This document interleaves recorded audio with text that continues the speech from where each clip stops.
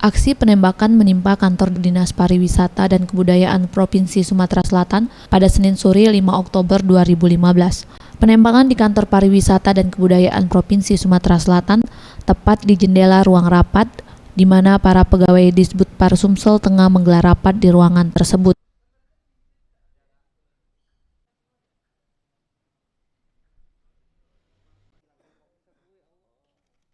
Akibat aksi penembakan orang tak dikenal, dua kaca jendela di ruang rapat lantai 2 yang berada persis di sebelah ruangan Kepala Dinas Kebudayaan dan Pariwisata Provinsi Sumatera Selatan, Irine Kamalin Sinaga, mengalami retak dan berlubang. Usai kejadian berlangsung, beberapa pegawai Satpol PP serta petugas kepolisian langsung mengecek rekaman CCTV yang ada di ruang sekretariat lantai 2.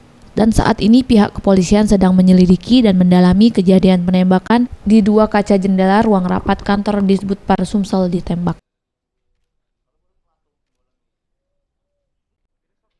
Reza Dinata, Sriwijaya TV.